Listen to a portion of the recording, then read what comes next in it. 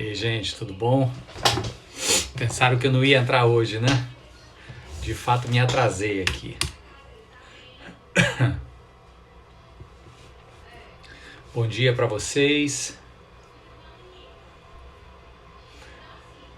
Acabei me atrasando aqui hoje, mas graças a Deus deu certo. Sejam todos bem-vindos. Juliana, Sônia, Laudeci, Rafaela, Betânia, Dona Lane, Rodrigo, querido Roberto, Marlene, Grande Lincoln, Manu. Todos bem-vindos. Deixa eu abrir minha Bíblia aqui enquanto vocês entram. Querida Moema, bom dia. Vamos lá. Nós vamos ler Gênesis, claro, esse é o tema do nosso estudo. Estou no capítulo 4.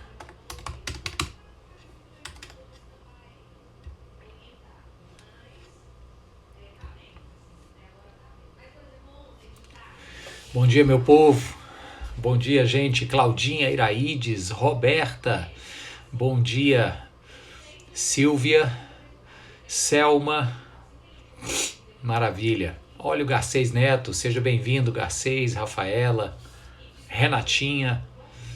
Que bom a gente estar junto, né? Teve um amigo meu que me encontrou ontem no estacionamento do supermercado. Há muitos anos eu não o via e nem sabia que ele estava me acompanhando aqui nas lives e dizendo: cara, morri de me abrir quando você disse que para ler os comentários tem que fazer assim, tem que botar, olhar aqui pelo ângulo do óculos. É a idade, né, gente? Gesiel tá aí, bom dia, queridão.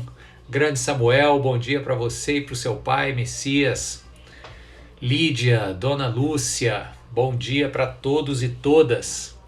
Maravilha, hoje eu me atrasei valendo, gente. Estava ocupado ali nos outros compromissos, mas corri aqui, então nós já estamos com 9 minutos de atraso, né? Vamos começar a ler então?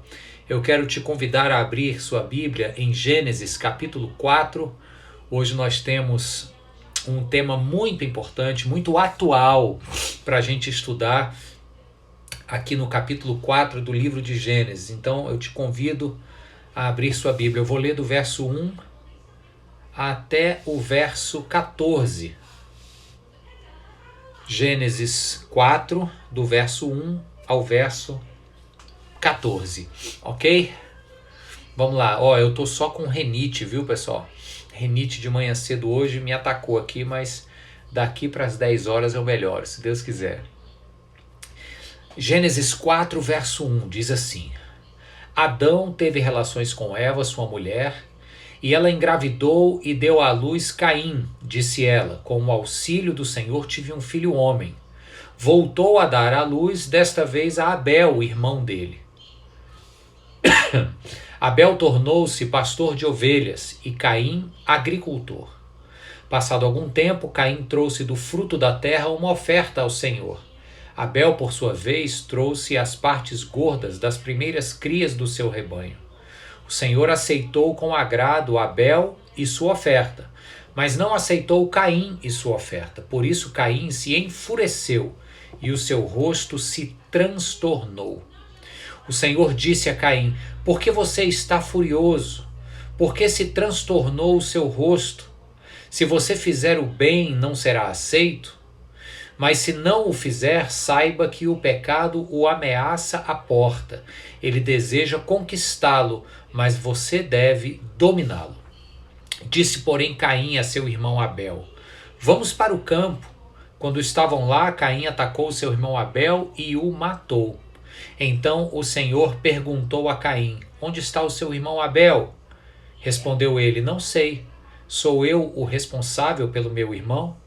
Disse o Senhor: o que foi que você fez? Escute, da terra o sangue do seu irmão está clamando. Agora maldito é você pela terra, que abriu a boca para receber da sua mão o sangue do seu irmão. Quando você cultivar a terra, esta não lhe dará mais da sua força. Você será um fugitivo errante pelo mundo. Disse Caim ao Senhor: meu castigo é maior do que posso suportar. Hoje me expulsas dessa terra e terei que me esconder da tua face. serei um fugitivo errante pelo mundo, e qualquer um que me encontrar me matará. Vamos orar, gente? Esse é um texto muito carregado de significado, de simbolismos, de mensagens importantes para nós, e eu queria que nessa hora a gente se curvasse humildemente diante do Senhor para que Ele falasse ao nosso coração. Vamos orar? Deus querido e amado, nosso entendimento nessa hora se volta totalmente para a Tua Palavra, nossa razão e nossas emoções. Pedimos que o Senhor tome conta de nós por inteiro agora, Senhor, para que a gente atente às palavras que o Senhor tem reservadas para nós nesse estudo, para que haja vida nova, Senhor, desafios novos, para que haja uma compreensão renovada desse texto que todos nós conhecemos, Senhor, uns mais, outros menos, mas já ouvimos falar sobre essa história, mas te pedimos que hoje algo novo da parte do Senhor, profundo e transformador, nos alcance. É o que oramos e pedimos, em nome de Jesus. Amém. Amém. Queridos, você vê aqui que esse texto começa com um paradoxo muito grande, porque, veja só, o primeiro ato religioso da humanidade, é relatado aqui. Caim e Abel, ambos vão ofertar algo para Deus. Vamos só recapitular algo aqui. Capítulo 1 e 2 de Gênesis, criação, o homem feito à imagem e semelhança de Deus. Capítulo 3, este homem pega para si o papel de ser o seu próprio agente moral, aquele que define o bem e o mal, tira, ou pelo menos tenta tirar Deus do cenário e se coloca no centro. Esse é o chamado pecado original, é o comer do fruto da árvore do conhecimento do bem e do mal. Essa foi uma declaração do homem de independência, foi uma grande estupidez, e isso resultou que eles fossem, Adão e Eva, expulsos do paraíso. Aí então termina o capítulo 3 com a declaração do castigo de Deus sobre eles, e então começa o capítulo 4 com Adão e Eva tendo relações sexuais e nascem Caim e Abel. Primeiro Caim, depois Abel. Aí o paradoxo se apresenta, porque pela primeira vez um ato religioso, um culto é prestado. Agora o homem não tinha mais aquele face a face com Deus no cair da tarde, na plenitude do jardim, como era descrito nos capítulos 1, 2 e até no 3 de Gênesis. Agora o homem precisava intermediar esta relação através de sacrifícios, de atos de culto prestado. E então você vê o primeiro ato religioso, Caim e Abel trazendo ofertas perante ao Senhor. Mas ao mesmo tempo que o primeiro ato religioso se estabelece aqui no capítulo 4, o primeiro ato de homicídio, de violência nua e crua toma lugar também. O irmão Caim assassina o seu próprio irmão Abel. Então, agora, depois da queda, a violência, a desigualdade, a injustiça, a inveja começa a tomar conta, a povoar os pensamentos e o coração do homem. E o homem começa a militar contra o seu próprio semelhante.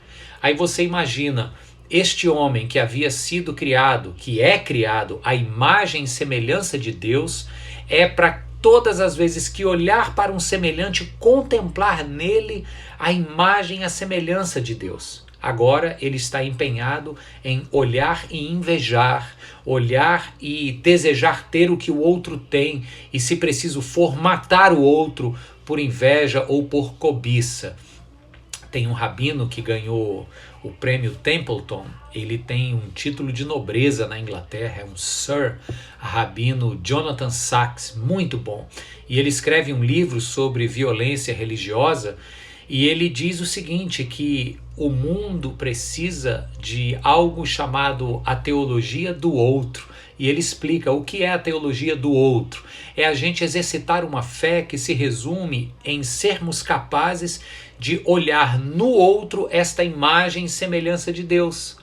Olhando para o outro, nós precisamos ser capazes de contemplar o divino. Ele não foi feito à imagem e semelhança de Deus, como eu também sou.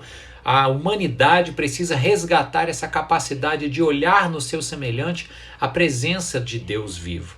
Eu me recordo daquele monumental espetáculo que é de um livro do Victor Hugo, que é Os Miseráveis. Eu fui ver na Broadway, quase me acabo de chorar junto com a Cíntia.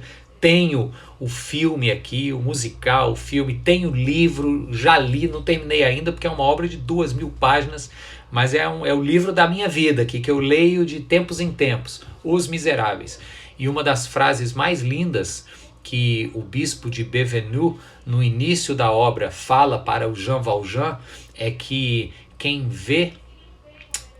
como é que ele fala? Meu Deus, é uma frase tão poética, bonita, mas basicamente é isso. Ele diz que quem consegue ver no rosto do seu irmão a presença de Deus entendeu o sentido da vida, algo mais ou menos assim. E, enfim, isso é apenas para dizer que o paradoxo está aqui estabelecido. Este homem que é um ser religioso e que na mesma cena do capítulo 4 aqui de Gênesis leva o seu sacrifício para Deus, logo na virada de página comete o homicídio para com seu próprio irmão. Eu quero chamar a atenção então para alguns pontos chaves desse texto. E o primeiro deles é para o assassinato em si. Para o Caim que olha para Abel depois desse momento em que Deus, não se sabe porquê, mas aceita Abel e sua oferta, rejeita Caim e sua oferta. Movido por inveja, movido por um ressentimento, movido por uma amargura, o Caim vai e comete o assassinato de Abel. E esse rabino, Jonathan Sacks, ele escreve assim, eu vou ler para você aqui agora a pergunta que ele faz. Ele diz assim: como se pode matar em nome de um Deus da vida? Promover guerras em nome do Deus da paz? Como se pode odiar em nome do Deus do amor e praticar crueldade em nome do Deus da compaixão? Se somos imagem de Deus, como podemos ferir recorrentemente a obra de Deus, especialmente retratada em nossos semelhantes?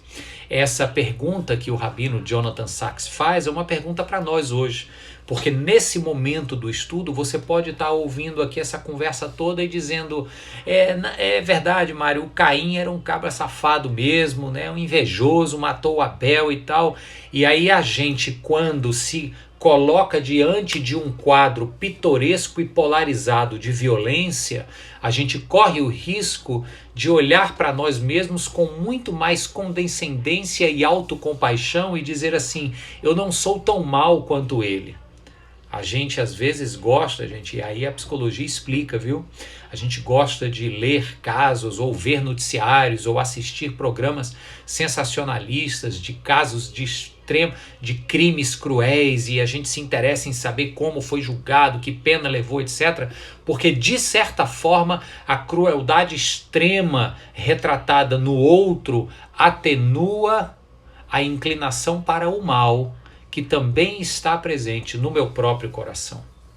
Então, quando a gente olha para a história aqui de Caim, um irmão que mata o próprio irmão com inveja, isso meio que disfarça um pouco a nossa própria capacidade de também, movidos por inveja ou rancor, assassinar pessoas das nossas vidas. Porque a gente assassina não apenas com uma faca ou com um revólver, quer dizer, revólver é o novo, né? Uma arma, seja ela qual for. A gente não mata apenas no ato criminoso de ceifar uma vida. A gente assassina cortando a pessoa da nossa existência, né? Não quero mais papo, não quero mais nem lembrar daquela pessoa. O rancor, a mágoa faz a gente viver assim. Então, o Caim, ele é de certa forma um arquétipo.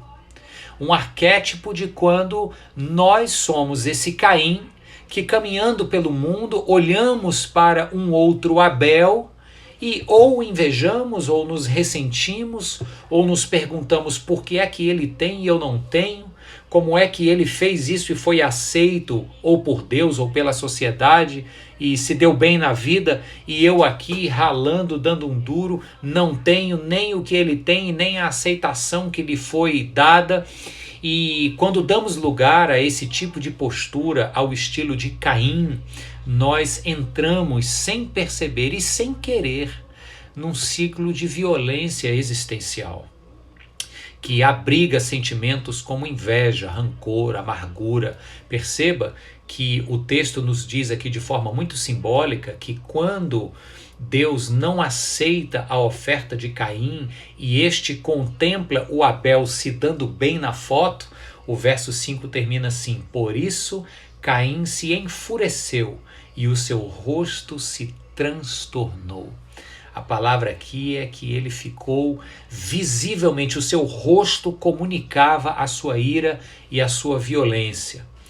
Então Deus chega para Caim, percebe, o Senhor conhece aquilo que está por trás das nossas máscaras de bom moço, mas que disfarçam o rosto transtornado que carregamos vida afora quando a gente abriga em nosso coração a inveja e a mágoa e o ressentimento. Deus conhece por trás da máscara de bom moço. Então, olhando para Caim e vendo por trás daquele sorrisinho amarelo o seu rosto transtornado, o verso 6 diz que Deus chega para ele e faz uma pergunta retórica: por que teu rosto está furioso? Na verdade, Deus sabia, mas é uma forma de Deus chegar e dizer o seguinte: ó Caim, estou te dando a oportunidade de você fazer uma autoanálise aí. Olha para dentro de si e se pergunta se é legítimo esse sentimento, se vale a pena você abrigar isso no seu coração. E aí ele continua dizendo assim: por que seu rosto está transtornado? Verso 7. Se você fizer o bem, não será aceito, mas se não o fizer, saiba que o pecado o ameaça à porta. Ele deseja conquistá-lo, mas deve você dominá-lo. Gente, quero te chamar a atenção aqui para este verbo, o pecado que o ameaça à porta. O termo hebraico para este verbo ameaçar aqui não tem a ver com a nossa compreensão agora de ameaça, né? Eu fui ameaçado por algo. Tem a ver com um animal que se bota em espreita. Ele fica silencioso, abaixado. O termo aqui é exatamente uma postura ele se abaixou para não ser percebido na superfície, mas ele está ali, como a gente diz aqui, ó, de butuca, ele está de tocaia. E olha o que é que Deus diz: o pecado, ele está à porta, abaixado. Então assim, você olha para o panorama da sua vida e você não percebe que tem uma ameaça, porque ela está debaixo desta superfície, ela está tocaiada, ela está de butuca ali esperando a hora certa. Deus diz para Caim que quando ele abriga no coração, repare, Caim é um arquétipo. Arquétipos são modelos dos quais eu e você somos um retrato em momentos das nossas vidas. Isso é um arquétipo. Aí veja só, Caim, eu e você, né? O pecado está ali agachadinho, escondido num lado bem sombrio, você não está percebendo ele do outro lado da porta. Ele está só esperando a hora que você vai abrir a porta, que você vai dar lugar no teu coração para ele te pegar. Então toma cuidado, Caim, cabe a você dominá-lo. Veja só, a gente não consegue dominar aquilo que nós não temos consciência da existência dele. Se eu não sei que algo existe, eu não tenho como dominar esse algo. Mas quando eu me dou conta que tem algo, apesar de eu não ver, do outro lado da porta, de tocaia, esperando eu escorregar para me fisgar de vez, quando eu tenho consciência disso, aí eu me torno alerta. Aí eu vou caminhar vida fora dizendo assim: eu tenho uma tendência de abrigar sentimentos como Caim abrigou em seu coração. Eu tenho uma tendência, por mais gente boa que eu seja, e por mais que eu queira acertar na vida e diante de Deus, mas eu sei que lá no fundo o gene de Caim está presente na minha corrente sanguínea. E por isso eu sei que do outro lado da porta, tocaiado, tem um Mário que eu repudio e que eu não quero que ele venha à tona. Então eu estou consciente dele. Eu sei o que é que o alimenta. Eu sei o que é que dá força para ele. E se eu estou consciente do perigo e da realidade iminente, deste Mário que eu não quero que venha à tona, então eu vou ser bastante intencional no tipo de alimento que eu boto aqui para dentro, porque eu não quero alimentá-lo. Eu vou ser bastante intencional no tipo de reação que eu vou ter diante das situações da vida, porque uma reação abrupta, impensada, movida por ressentimento, movido por inveja, vai dar combustível para que ele acenda e me leve a fazer besteira. Percebeu? Então Deus diz isso para Caim. Olha só, Caim, o pecado é como uma fera que está agachada do outro lado da porta. Você olha na superfície, você não está vendo, mas ela está ali. Cabe a você ter consciência dela e dominá-la. Amém, gente? Chamado de Deus para nós. Não brinque com a realidade iminente do pecado. Nós não somos tão bonzinhos quanto a gente imagina. Nós temos um Deus gracioso, imensamente generoso no amor que derrama sobre nós. Mas ele diz, eu te amo no matter what. Eu te amo, haja o que houver. Mas esteja atento para você não cair nos caminhos de trevas e de morte, que eu sei que você é capaz de trilhar. Caminha comigo que você vai ter a vida plena que eu te prometi. Amém. Aí então, vamos continuar aqui o segmento. O texto bíblico continua dizendo assim, ó, que aí o Caim vai lá, pega o Abel e tal e o mata, né? Aí verso 10, Deus volta em cena e diz assim, o que foi que você fez? Da terra o sangue de seu irmão está clamando. Agora amaldiçoado é você, parará e tal. Desculpa, verso 9. A primeira pergunta que Deus faz a Caim é aqui no verso 9. Ó. Onde está o seu irmão Abel? E a resposta que o Caim dá a ele completa o sentido dessa pergunta, porque no verso 10, no verso 9, o Caim continua dizendo, não sei, por acaso sou eu responsável pelo meu irmão? O que está em jogo aqui, queridos, é que Deus pergunta para Abel uma pergunta que ecoa através dos séculos e que chega até nós hoje. Deus diz assim, onde está o seu irmão? Onde está o seu semelhante? Em outras palavras, é assim, ó, é responsabilidade sua dar conta do seu irmão e do seu semelhante. Onde é que ele está? Deus sabia onde estava, Deus já sabia que ele estava morto. Agora o Caim responde, sei lá, por acaso sou eu responsável pelo meu irmão? E fica nas entrelinhas do discurso um retumbante sim dos céus. Ecoa a voz de Deus dizendo sim, claro, você é responsável pelo seu irmão. Queridos, nós neste mundo cão que vivemos, somos responsáveis pelo nosso semelhante. Nós não somos responsáveis pelas escolhas erradas que eles fazem, que o nosso semelhante faz, não é responsabilidade nossa. Mas a vida dele, o cuidado dele e até um aconselhamento para que ele não faça as besteiras que vier a fazer é responsabilidade nossa. Nós temos uma responsabilidade moral, ética, humana, física, material com o nosso semelhante. Já pensou se a gente levasse isso mesmo a sério e a gente conseguisse transcender, a gente conseguisse ir além da nossa responsabilidade, que é muito boa conosco mesmo e com os nossos familiares, mas se a gente conseguisse ser de fato responsáveis pelo nosso semelhante? Então Deus diz isso aqui a Caim. E para encerrar, eu queria dizer a consequência deste gesto de Caim, que olha com inveja para o seu semelhante, deseja ter o que o outro tem e não tendo ele, se veste com uma máscara de bom moço, vai ao campo e o mata, como este Caim está presente em nós e o perigo que é andarmos pela vida ansiando e desejando o que o outro tem, como isso é perigoso. Gente, preste atenção aqui, eu não estou falando dessa compreensão menor da inveja, do cara que olha o carro do outro e diz, eu queria ter um carro como esse. Não, eu quero até acreditar que muitos de nós que estamos aqui ao vivo agora nessa live, a gente já superou isso. Pode ser que a gente admire alguma coisa que o outro tem, mas é bem provável que a gente não tenha essa inveja baixa, promíscua, de querer o carro do outro, etc. Quando eu falo que nós temos potencialmente um Caim abrigado aqui dentro de nós, estou falando de uma inveja muito mais profunda, muito mais difícil da gente reconhecer que tem. Sabe, talvez seja aquela coisa de olhar e dizer assim, ó, Deus, eu estou tentando tanto fazer o que é certo, caminhar nos teus caminhos, e não entendo por que o fulano ali, que não é nem metade tão correto como eu tento ser, está se dando muito melhor do que eu.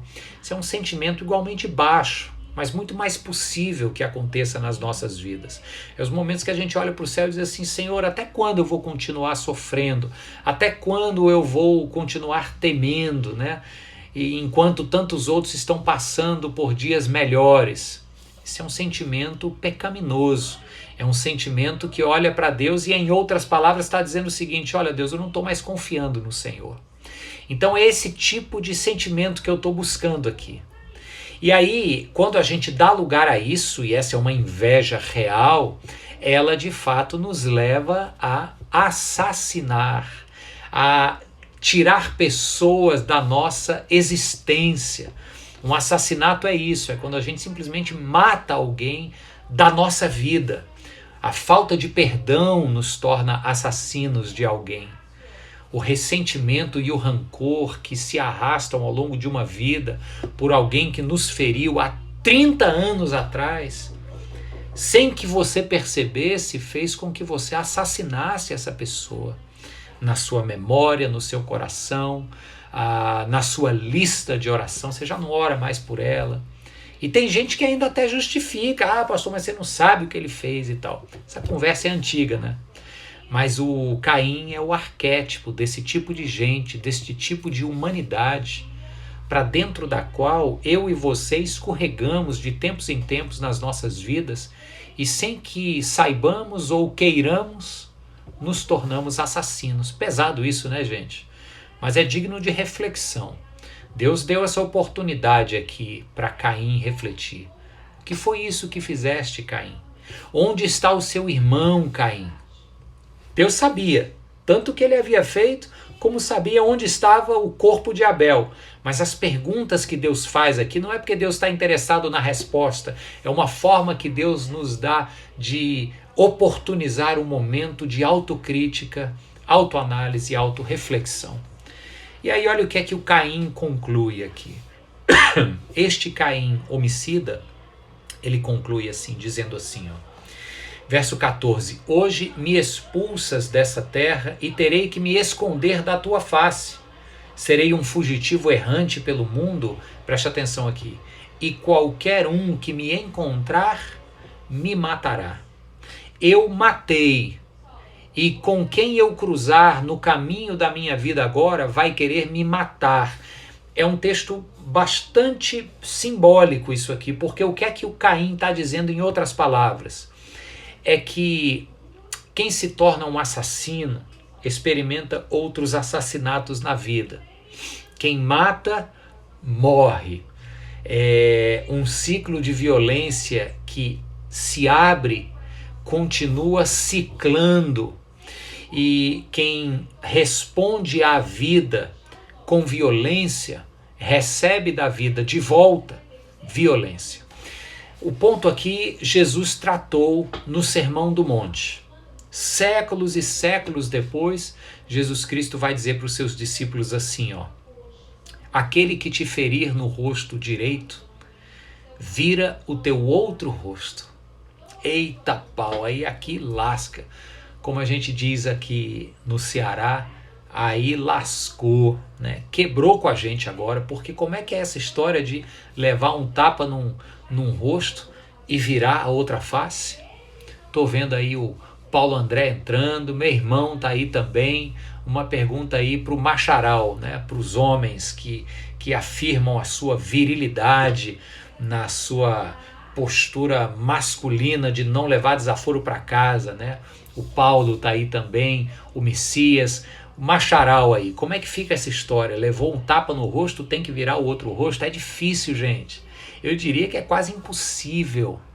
Só nos é possível porque a gente sabe que quem nos ajuda a fazer isso É o Espírito Santo de Deus que habita em nós. Mas olha só o que é que Jesus está dizendo aqui. Ele está dizendo assim, ó: se alguém te der um tapa no rosto, você vai virar o outro rosto ao invés de dar um tapa de volta. Sabe por quê? Porque a violência do outro para contigo não pode ser capaz de fazer de você um homem violento para com o outro. É você dizendo para pessoas que te ferem: a tua violência não fará de mim um homem violento. O teu rancor para comigo não fará de mim uma pessoa rancorosa para com a vida. A tua ofensa sobre minha vida receberá de volta não outra ofensa, mas um perdão, porque eu não quero ser o tipo de pessoa que ofende de volta em resposta. Porque olha o que é que o arquétipo de Caim está dizendo aqui: quem mata entra num ciclo de matar e morrer, e a coisa não para. Quando a gente abre a porta para rancor, amargura, para falta de perdão, não é apenas uma pessoa que você vai assassinar com o seu rancor e com a sua falta de perdão. É um ciclo que começa e tende a não terminar mais. Quantas e quantas outras pessoas passarão pela tua história ofendendo da mesma forma, e porque você abriu uma porta de ser o tipo de gente que ofende de volta, este ciclo não termina. Então o Caim é esse arquétipo para nós que diz o seguinte: quando a vida age para contigo de maneira violenta, não responda violentamente. Quando a narrativa da tua história tiver pontos ou parágrafos ofensivos, não responda com outro parágrafo de ofensa, porque quando isso acontece, a semelhança do Caim, ele disse: eu matei, e agora qualquer um que me encontrar me matará. Quem mata entra num ciclo de matar e morrer interminável. Mas Jesus Cristo veio quebrar isso e dizer: se alguém te bate numa face, não bata de volta, quebre o ciclo, ofereça outra face.